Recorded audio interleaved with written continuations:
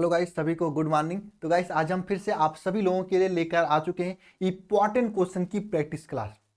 Guys, इस class में हम लोग आज कक्षा 12 के रसायन विज्ञान का जो अध्याय नंबर 1 है, ठोस अवस्था के महत्वपूर्ण बहुविकल्पी प्रश्न डिस्कस करने जा रहे हैं। ये वे प्रश्न है जो आप सभी लोगों को तैयार कर लेना चाहिए, जो आप सभी के बोर्ड एग्जाम को लेकर इंपॉर्टेंट है। गाइस, इन सभी प्रश्नों का मेन उद्देश्य देने का यह है कि आपको ये सभी प्रश्न रिवाइज हो जाए। अगर आप इसे पहले से पढ़ चुके हैं तो इस क्लास के बाद आपको बहुत ही अच्छे तरीके से रिवाइज हो जाएगा। हम ज्यादा प्रश्न डिस्कस नहीं करेंगे, वीडियो ज्यादा लंबा नहीं होगा। बस आपको करना क्या है, इन सभी प्रश्नों को लिखना नहीं है, इन सभी प्रश्नों का आंसर नीचे कमेंट बॉक्स में कमेंट कर देना, ताकि आप अगर पहले से पढ़ चुके हैं इन सभी क्वेश्चंस को तो रिवाइज अच्छे से हो जाए। ठीक है, तो चलिए शुरुआत करते हैं। माँ सरस्वती का नाम सुबह सुबह लेकर, तो सभी लोग मेरे साथ साथ जय माँ सरस्वती लिखिएगा।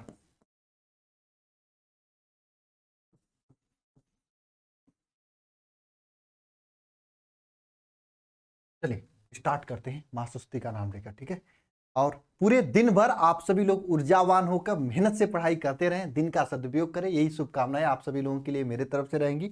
और हाँ, अगर आप अभी तक बोर्ड एग्जाम 2024 की तैयारी ऑनलाइन शुरू नहीं किए हैं तो आप सभी लोग अब शुरू कर दीजिए, क्योंकि हम आपकी तैयारी बेहतरीन तरीके से शून्य से शिखर तक इस शिखर बैच में स्टार्ट कर दिए हैं। आप कक्षा 11 पढ़े हो चाहे ना पढ़े हो, आप कक्षा 12 में एक अच्छा परसेंट फोड़ सकते हैं, लेकिन एक सिस्टमेटिक तरीके से सही ढंग से पढ़ेंगे तो। ऐसे इस शिखर बैच में आपको डेली लाइव क्लासेज मिलती हैं। लाइव क्लास सभी सब्जेक्ट का, physics, chemistry, math, English, bio का बेहतरीन तरीके से लाइव क्लास होती है। अगर लाइव क्लास में आपको अगर कुछ ना समझ में आए तो लाइव डाउट क्लास में आप उन चीजों को पूछ सकते हो। इतना बेहतरीन व्यवस्था होता है। साथ में आप कमेंट बॉक्स में कमेंट करके लाइव क्लास में पूछ सकते हो। टेली कॉलिंग के जरिए भी आप सभी लोग पूछ सकते हो। ऑनलाइन टेस्ट आपको देने को मिलेगा जो कि सैटरडे के दिन होता है, ताकि आपकी तैयारी बेस्ट हो सके, चीजें अच्छे से तैयार हो सके। ऑनलाइन टेस्ट सैटरडे के दिन आपको देखने को मिलता है। स्टडी मटेरियल, काफी बच्चे बुक को लेकर परेशान होते हैं। देखिए, अगर आप ये बैच को ज्वाइन कर रहे हैं, शिखर बैच को, तो आपको अपने तरफ से कोई भी बुक लेने की जरूरत नहीं, क्योंकि यहाँ पे चैप्टर वाइज आपको हम खुद बुकलेट देते हैं। प्रैक्टिस क्वेश्चन का भी बुकलेट देते हैं, चैप्टर वाइज बुक का भी बुकलेट देते हैं, जिससे आपको क्या होता है, अपने तरफ से कोई बुक लेने की जरूरत नहीं होती। और मार्केट में आने वाली बुक से बेहतरीन होता है, क्योंकि ये खुद से द्वारा हम लोग खुद इसे बनाए हैं। ये सभी चीजें आपको पूरी तैयारी इस अल्फा इंस्टीट्यूट प्रो ऐप पर शिखर बैच में कराई जा रही है। आप एक छोटी सी फीस इसकी देकर हमारे साथ लाइव पढ़ सकते हैं।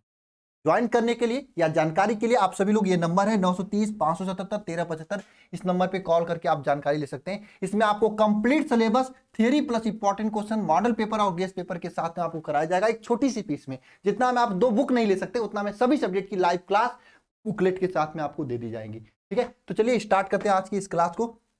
सबसे पहला क्वेश्चन आप सभी लोगों के सामने है। हालांकि ये सभी क्वेश्चन आसान आसान क्वेश्चन हैं। क्वेश्चन क्या है कि निम्नलिखित में से कौन सा अक्रिस्टलीय ठोस है। तो आपको मैं बता दूं, कांच जो होता है यह आपका क्या होता है, अक्रिस्टलीय ठोस होता है। कांच को हम लोग अतिशीतित द्रव भी कहते हैं, शीतित द्रव भी कहते हैं, और इसे छद्म ठोस भी कहते हैं अक्रिस्टलीय ठोस का। तो निम्नलिखित में से कौन सा अक्रिस्टलीय ठोस का एग्जाम्पल है, तो ये कांच आपका अक्रिस्टलीय ठोस का एग्जाम्पल है। अगला क्वेश्चन क्या है, रवा में जब इलेक्ट्रॉन ऋणायन द्वारा खाली स्थान को पकड़ लिया जाता है तो कौन सा दोष उत्पन्न होता है।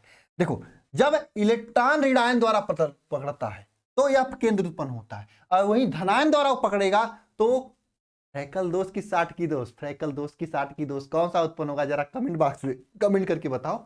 लेकिन यहां पर आंसर आपका यप केंद्र होगा।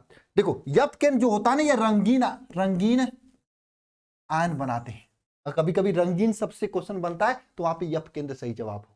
तो यप केंद्र, अगर कभी भी रवा में इलेक्ट्रॉन अपना खाली स्थान जो है, तो मतलब कोई वहां से पार्टिकल निकल जाए और वहां पे इलेक्ट्रॉन, मैंने आपको बहुत अच्छे से समझाया था, वहां से निकलने के बाद वहां पे इलेक्ट्रॉन आ जाते हैं, जिससे वहां पे रंगीन अलग अलग कलर आ जाता है। पीला आता है सोडियम के लिए, अलग अलग तत्व के लिए अलग अलग कलर आता है, ये मैंने आपको बताया था बढ़िया से। तो ये कहां पे होता है, यप केंद्र में होता है। अगला क्वेश्चन देखो, यहाँ पे क्या है, बेरवेदार ठोस, जिसे कि हम लोग अक्रिस्टलीय ठोस भी कहते हैं, कौन सा है, अक्रिस्टलीय ठोस इसमें कौन सा होगा, रबड़ हो जाए।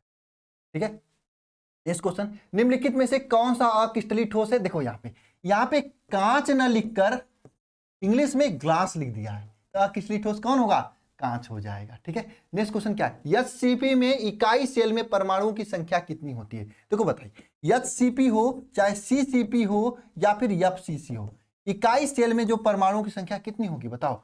ये होती है 4, मैंने आपको निकाल कर भी बताया था। और इनका समन्वय संख्या, समन्वय संख्या जो होता है इन सभी का ये होता है 12। आपको यह स्पष्ट होना चाहिए। इकाई सेल में परमाणुओं की संख्या होती है 4 और समन्वय संख्या कितनी होती है 12। तो यहाँ पे आंसर कौन सा चला जाएगा, 4 पे आंसर चला जाएगा। ठीक है, अब देखो एससीपी की पैकिंग प्रभाज, जिसे हम लोग पैकिंग एफिशिएंसी भी कहते हैं या संकुलन क्षमता भी हिंदी में कहते हैं, मैंने आपको बता रखा है कितना होता है। तो मैंने आपको बताया एचसीपी हो चाहे सीसीपी हो चाहे एफसीसी हो, इन सभी का संकुलन क्षमता कितना होता है, 74% होता है। इसको हम लोग 0.74 भी लिखते हैं। तो कितना हो जाएगा 74%। ऑप्शन नंबर बी सही हो जाएगा, है ना। ऑप्शन नंबर कौन सा सही हो जाएगा, बी सही हो जाएगा। अच्छा ये बताओ जरा बीसीसी का संकुलन क्षमता कितना होता है, सर जी बीसीसी का 68% होता है। अच्छा ये बताओ एससीसी का कितना होता है, याद ही करना है ना, कमेंट बॉक्स में आंसर देते रहो भाई। कितना 52% होता है बीसीसी का, एससीसी का। आप लोग कमेंट बॉक्स में आंसर देते रहो भाई, क्योंकि कमेंट बॉक्स में लिखोगे तो चीजें लंबे समय तक याद देंगे लिखने से। ठीक है, अगला क्वेश्चन देखो यहाँ का, देखो यही पूछा है बीसीसी में मुक्त यानी खाली जगह की कितना प्रतिशत होता है। एक बात ध्यान रखना, संकुलन क्षमता को अगर 100 में से घटा देते हैं तो खाली स्थान निकल जाता है। जैसे एचसीपी हो या सीसीपी हो या एफसीसी हो, इन सभी का संकुलन क्षमता 74% होता है ना। बीसीसी का होता है संकुलन क्षमता 68%, है ना। और एचसीसी का होता है संकुलन क्षमता कितना 52%। ये तो संकुलन क्षमता होता है। अगर मान लो इसके लिए 100 में से हमने 74 को घटा दिया, कितना आ जाएगा 26%। तो 26% मुक्त स्थान हो जाएगा एफसी की या सीसीपी या एफसीसी के लिए। इसी तरह अगर आपसे बीसीसी का पूछा है तो क्या करोगे, बीसीसी का कितना होता है 68, और ये क्या करोगे यहाँ पे 100 में से 68 को घटा देंगे तो कितना हो जाएगा बताओ 32% हो, है ना। तो यानी 32% होता है आपका बीसीसी का संकुलन क्षमता या खाली स्थान या मुक्त स्थान। समझ में आया बात आप लोगों को, कितना 32% होता है। नेक्स्ट क्वेश्चन देखो, साटकी दोष के कारण ठोस का घनत्व तो क्या होता है। देखो मैंने आपको बताया था कि फ्रैकल दोष में क्या होता है, घनत्व समान रहता है। ये मैंने बताया था। आपको आंसर आ रहा है नीचे कमेंट बॉक्स में कमेंट कर दो। और मैंने ये भी बताया था कि साटकी दोष में घनत्व क्या रहता है, घनत्व घट जाता है। घनत्व क्या हो जाता है, घट जाता है साटकी दोष में, क्योंकि वहां पे सट कर क्रिस्टल घनत्व से बाहर निकल जाते हैं। ये बात मैंने आपको बस समझाई थी, क्योंकि साटकी दोष में घनत्व कम हो जाता है, घट जाता है घनत्व। क्यों, क्योंकि क्रिस्टल से और बाहर निकल जाते हैं। अगला क्वेश्चन देखो यहाँ पे, फलक केंद्रित एकक कोष्टिका में परमाणुओं की संख्या कितना होता है। मैंने एचसीपी बताया, सीसीपी बताया और एफसीसी बताया। इन सभी के में परमाणुओं की संख्या कितना होता है, 4 होता है। परमाणु संख्या कितना होता है, 4 होता है। बताओ कितना होता है भाई, 4 होता है इन सभी में परमाणुओं की संख्या। कितना होता है बताओ, 4 होता है ना।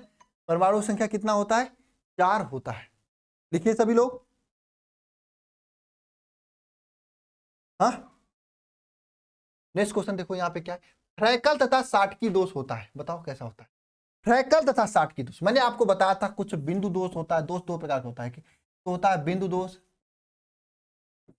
दूसरा बताया था आपका रेखीय दोष बताया था।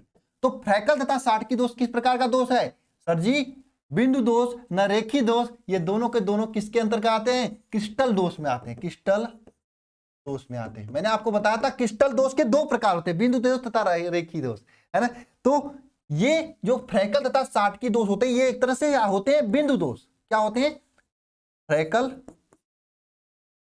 और साटकी, ये दोनों दोष क्या होते हैं, एक तरह से होते हैं बिंदु दोष। मैंने आपको बताया था लड़की वाला एग्जांपल देके कि क्लास में लड़की उठ के बाहर निकल जाती है, बताया था ना, एक बिंदु से निकल के बाहर निकलती। तो फ्रैकल दोष, साटकी दोष, ये तब सभी बिंदु दोष के एग्जाम्पल है। और ये किसके प्रकार होते हैं, क्रिस्टल दोष के प्रकार होते हैं। तो फ्रैकल तथा साटकी दोष क्या होता है, एक तरह से क्रिस्टल दोष होता है। क्या होता है, एक तरह से क्रिस्टल दोष होता है। बात समझ में आई सभी को। और नेक्स्ट क्वेश्चन आप सभी लोगों के लिए मैं होमवर्क देना चाहूंगा, ठीक है। और मैं ये सभी से पूछना चाहूंगा इन 10 क्वेश्चन में से कितने क्वेश्चन आपने सही सही किया था, नीचे कमेंट बॉक्स में कमेंट करके हमें जरूर बताइएगा। और हाँ, जो बच्चे अभी तक बोर्ड एग्जाम की तैयारी शुरू नहीं किए हैं, आप सभी लोग इस शिखर बैच को ज्वाइन करके तैयारी स्टार्ट कर सकते हैं। समय बहुत ही महत्वपूर्ण है और बहुत तेजी से समय निकल रहा है, बहुत ही बेहतरीन तरीके से क्लासेस लाइव यहाँ पे चल रही हैं। आप आज नहीं कल तो पक्का यहाँ पे ज्वाइन करेंगे, मुझे पता है, क्योंकि ऑनलाइन में कोई इस तरीके से नहीं पढ़ा रहा है,